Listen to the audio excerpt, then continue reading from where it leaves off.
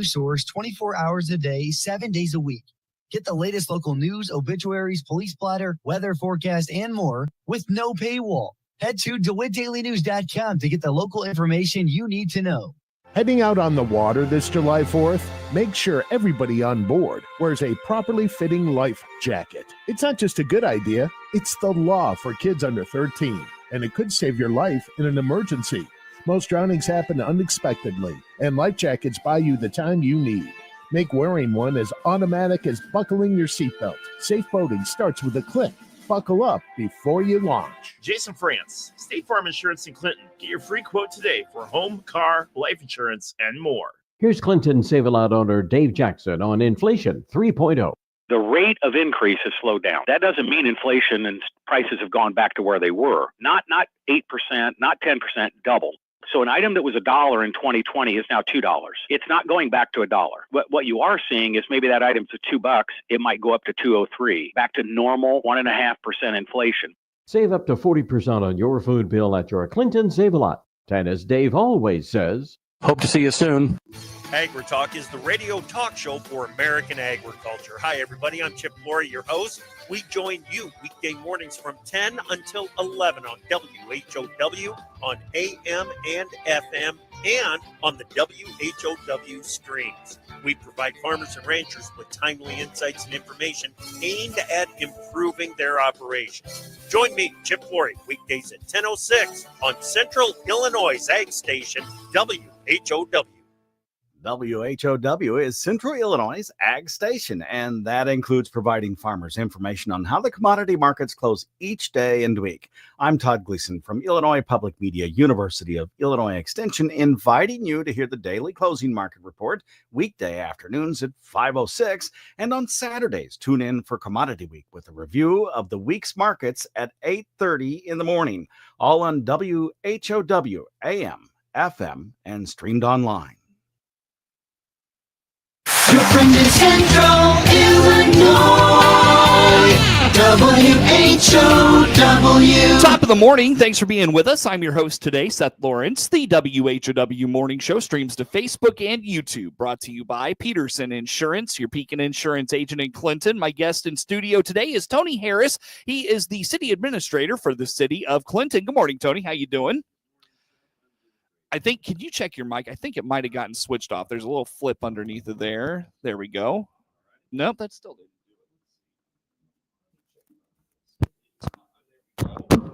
do it. Let's do that. Try it now. All righty. Is that better? Much better. Thank you. Okay. All right. How you doing, Tony? You all right? I'm good, Seth. How are you? Oh, good. Trying to make it through this 4th of July weekend. It's going to be a busy one, I think. And sounds like the weather's going to turn out nice, so should be a good 4th. And Tony, as we catch up here this morning, we follow up, of course, the Tuesday night Clinton City Council meeting. And one of the things that wasn't on the agenda, but I know you want to make mention of, is the ongoing citywide cleanup. It's a voucher program through the landfill, if I'm not mistaken. What's going on here? Tell us about this. Well, that's a partnership between the city of Clinton and the landfill.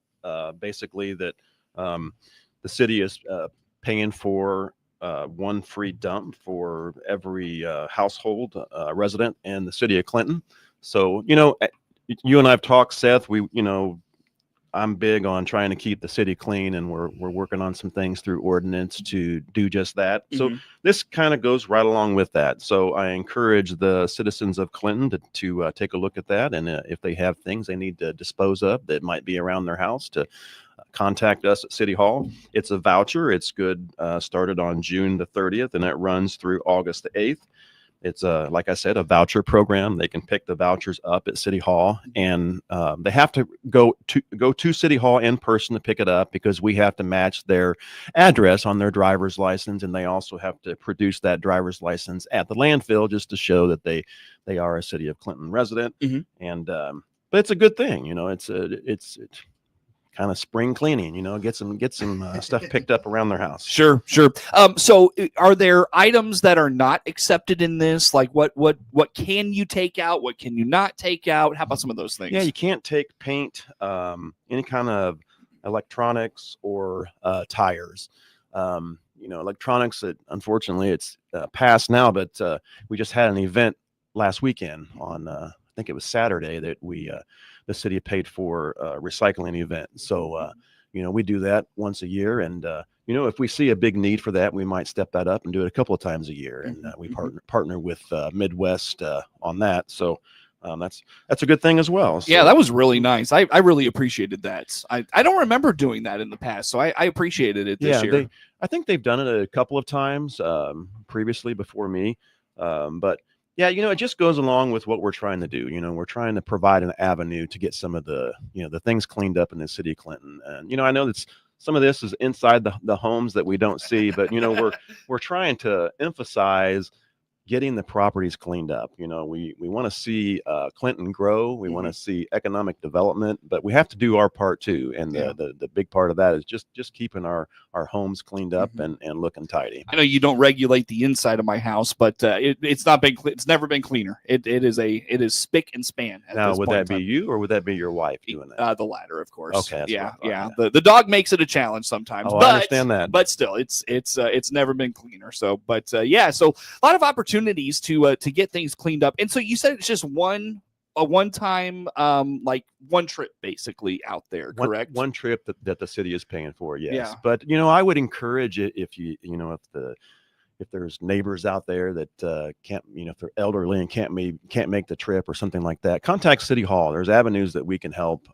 to help. So if your neighbor doesn't have a truck and a citizen can help the neighbor get the place cleaned up a little bit. I highly recommend that they reach out and try to help that neighbor. Sure. Very good. So, so that voucher is good until when did you say, Tony? August 1, is that right? August the 8th. August 8th. All right. So plenty of time. Yeah, it runs through right now through August the 8th. Those vouchers can be picked up anytime through August the 8th. So, anytime. Maybe a silly question. Do you know how it works once you get out to the landfill here with that stuff you've got? Yes, they have to unload and dump the material into a dumpster. So they have to be prepared for that too. So they do have to, drive their truck out there and unload it and be able to put it in a dumpster. Okay, gotcha. Very good. So keep that in mind as you take it out. Anything on that, Tony, we didn't get to this morning? I think that is it. If there's challenges, contact City Hall. We can try to help.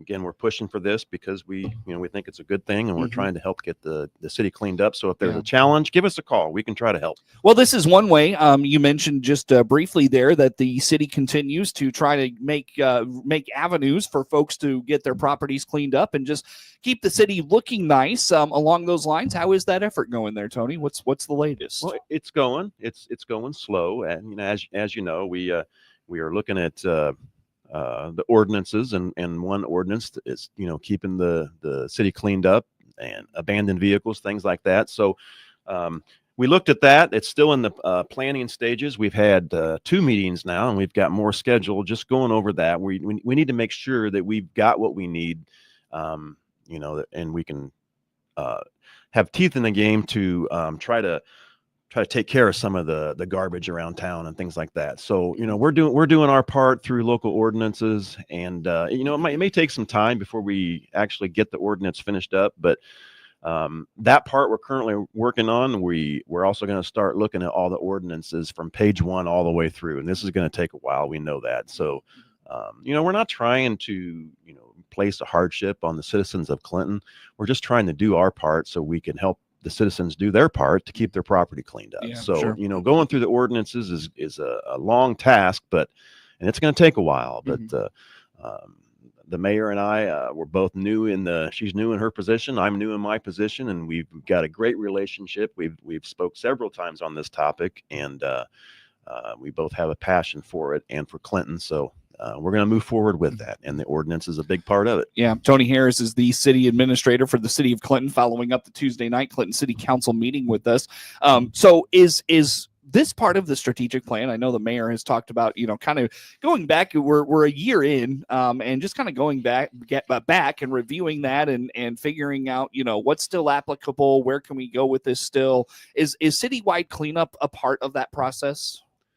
It is, in a way, just that whole thing that I discussed, just keeping the city cleaned up. It is a big part of it, and reviewing the ordinances, is another piece of it.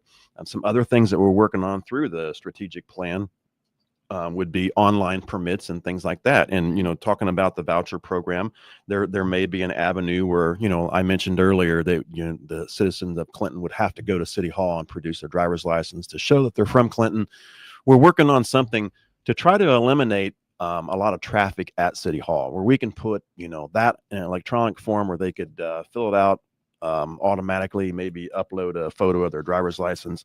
We're trying that. Part of the strategic plan is to do just that with permits and things like that, trying to make it where it's electronic, to eliminate the citizen from having to go to City Hall, where they can do a lot of that online. So that's in the very early stages. That's part of the strategic plan. That's part of what I'm working on. The mayor is requiring that we have meetings every couple of weeks to discuss the strategic plan. She's big on it, and I know she talked about that a lot during her campaign, and she's requiring us to have meetings just to see where we're at on it. And another big piece on the strategic plan, I know we're getting off on the voucher program. You're fine. No, this is where I wanted to go. Yeah. You're perfectly fine. Let's do it. But another big piece of it is just, like I said, getting everything in electronic form. And the city fire station, police department, and City Hall, trying to figure out something there where we can replace the fire department, City Hall, police department. There was some discussion of building a new building. Well, that is in the strategic plan, but that turned out to be too costly. We just can't afford that right now. So we're trying to figure out what to do. The fire department has outgrown their area. Their trucks barely fit into the garages. So we've been talking about that, and we do need to figure that out. And the mayor is, she wants to see some action on that, but that's going to be a challenge because of the cost. What do we do with it? So she had a meeting with me. We've got some ideas working. She met with the chief of police yesterday, and we're just kind of brainstorming on some different ideas on, how to approach that, with the cost being where we can't afford it. There's got to be other avenues, and that's what we're looking at. Yeah. So when it comes to strategic planning meetings there, Tony, how are those going? What's your assessment on where we're at with the strategic plan? What's still good in it? Where can we still find some success? What do you think about some of this? Well, part of our meetings, we're meeting every other week, and part of our meetings, we're just going through page by page, and we're crossing off the goals identified, the ones that are all finished. Looking at it now, there's goal A1, construction of a new City Hall facility. That's what I just talked about. That's going to be very expensive, and we can't afford it. So we're just looking at different options there. Goal A3, update technology. That's part of what we're working on as well, with some kind of some kind of software for permitting, things like that. So there's a lot of work in it, a lot of meetings going on to discuss it, and a lot of good conversations going on. Do you mind if I ask, what does it look like? Because, a lot of people, I come at this question from this perspective. People see government and they see it move slow, right? And you talk about having meetings every 2 weeks. Well, what's going on between those two meetings, if you don't mind me asking? Like, are you being tasked with something? Is there, are you asked to research something? What goes on in those 2 weeks between those meetings? Exactly what you said. We're all given a task. The mayor tells, I can't speak for any other department head, but she tells me what she wants me to research, and I do it. And then we talk. Yes, we have lots of meetings, but the mayor and I talk probably daily on my job duties and where I'm at on research and different things. The strategic plan is not just a plan. Here you go. Now let's make this work. Going through it, it's like a year. I believe it's a year old now.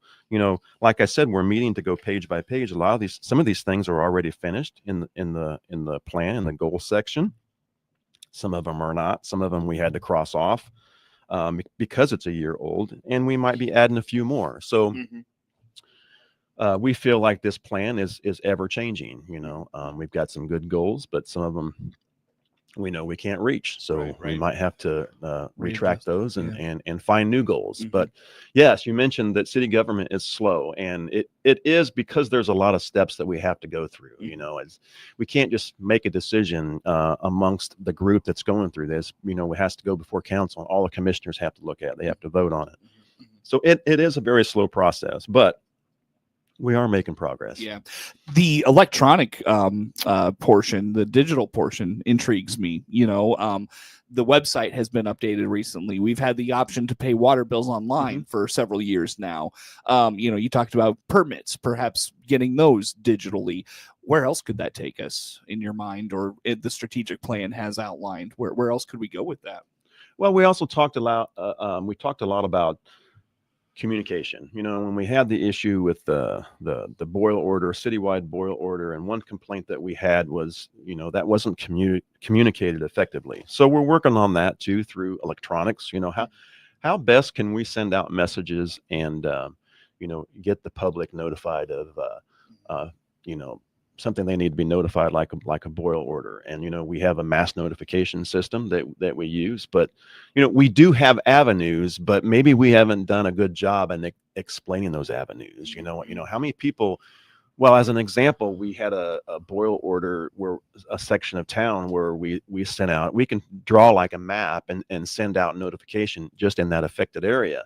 And I looked at a report that we got once we sent the message out, and there was very few people that the call was successfully made to. So maybe we need to be doing a better job in notifying those the citizens of different things going on. Yeah, it makes sense. And that's what I'm referring to is a hyper reach mass notification system. And that's on the Clinton website. Anybody can go to that and sign up for it. And what that is just a communication piece where we can send out those messages like a boil order. Sure. Very good, Tony. Well, I'll tell you what, on that note, let's take a break, come back with some more. Tony Harris, City Administrator for the City of Clinton, my guest in studio. More to come with Tony on the morning show.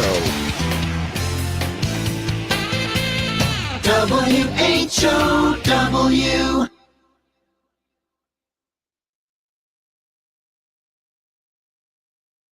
DeWittDailyNews.com is the area's leading local news source 24 hours a day, 7 days a week. Get the latest local news, obituaries, police blotter, weather forecast, and more with no paywall. Head to DeWittDailyNews.com to get the local information you need to know. Netflix buffering, YouTube spinning, devices not connecting, Zoom calls dropping. It's frustrating. Let's end your frustration by signing up for fiber internet in Clinton. Click the Connexus icon at DeWittDailyNews.com. Finding a local job in Central Illinois has never been easier. Don't waste time driving far or spending too much on gas. Visit IllinoisJobPost.com. It's your one-stop site to find local, full-time, and part-time job openings. Best of all, it's completely free for job seekers to access anytime, day or night. So if you're ready to land a job close to home, make IllinoisJobPost.com your first stop. That's IllinoisJobPost.com. Brought to you by your friends at the regional radio station. DeWitt County's #1 source for local news is on the air and online 24 hours a day. The latest local news stories are heard every hour on Central Illinois' news station, the Big 1520 AM and 92.3 FM WHOW. Stream live at DeWittDailyNews.com. They're also heard every hour on the station that's your easy choice, 95.9 FM WEZC. And to read the latest local news on your electronic device, including tablets, iPhones, and smartphones, go to DeWittDailyNews.com. DeWitt County's #1 source for local news is on the air, online 24 hours a day. Here are the contest rules for WHOW and WEZC Radio. We allow only one winner of any prize from either station per household in a 30-day period.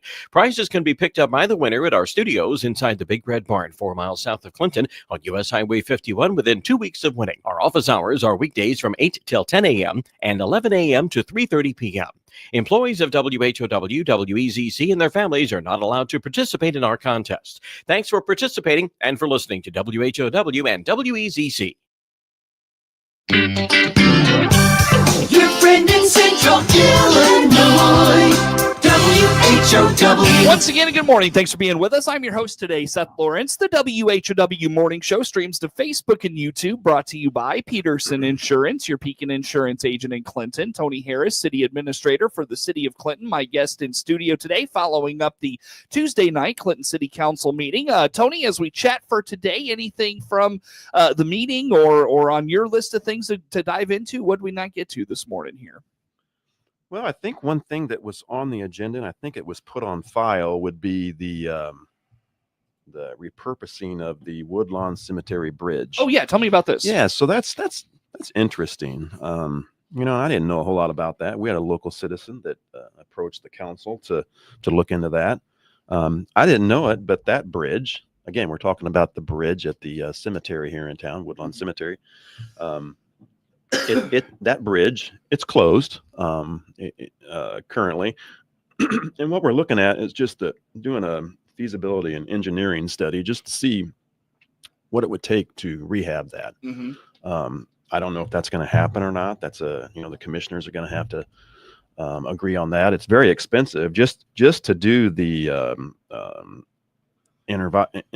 engineering study to see if it's feasible is over $24,000. So that's just the study. That's not any kind of work or anything like that. So it's expensive, and there's going to be a lot of work that the city is going to have to do if they decide to not move forward with it, if they decide to tear it down, or if they do decide to move forward. There's a lot of work because that bridge, I didn't know this, but it's on the Historical Bridges of Illinois registry that the Illinois Department of Transportation maintains. So I didn't know that. That's pretty neat that we have a local bridge here that's on that. But it also creates some challenges, because we're responsible financially for that bridge on whatever we're going to do with it. Well, surely there's some grants or something we could take advantage of, right? Yeah, we're going to be looking at that. It's the first step is just this study. The commissioners are going to have to decide whether or not they want to spend the money to do that study. But gotcha. Just goes to show you a citizen approach council to talk about that, and we want to hear from the citizens, and because of his actions and talking to the commissioners, we're moving forward with the very first piece. That's cool. Very good. So onward and upward with that one. Speaking of onward and upward, Tony, I don't think it's been a bit since we got an update on Kiwanis Park and the latest there. What's going on with that one? Well, we're still set for construction to put all the new equipment in place at the end of August or the first week of September. We're still set there. We were told by the company that we were put on a backup plan, they called it, to maybe get it moved forward where we could do the construction sooner, but they weren't able to make that, even though I've made several calls to try to make that happen. They just can't, they can't do it. So we are on the list to get it done late summer, early fall. I wish we could do it sooner, but it is what it is. And, all the equipment's here. We're just waiting, but it is going to be very nice. It's again, that's a very expensive project that the city took on. And, had some issues early on when I started. The equipment showed up, and there was, we hadn't had a date set yet for the construction of it, putting it together, and we had to get that worked out. But the equipment's here. The commissioners voted to have it installed, and a very nice handicap accessible flooring. So it's gonna be nice. We're looking forward to that. Very good. Well, Tony, in our final minute together, I'm racking my brain. Anything you want to touch on we didn't get to here this morning? Like I said, you got about 30-45 seconds. What do you got? Well, the Mayor Michelossi and myself, we've been working with the county on the Illinois plan for radiological accidents. We have a drill coming up this month, and that's going to be on July the 22nd, and we have to prove that she and I are ready to handle any kind of nuclear accidents that might come up in the county or the city. So it's a training for us, and we have to demonstrate that we can make that IPRA plan function properly. So we're excited about that. A little nerve-wracking to make that work, but she and I are working together on that, and that's forthcoming. Very good. Very good. Well, Tony, I'll tell you what, on that note, let's wrap it up for the day. Tony Harris is the city administrator for the city of Clinton, my guest in studio. Network news comes your way next. WHOW.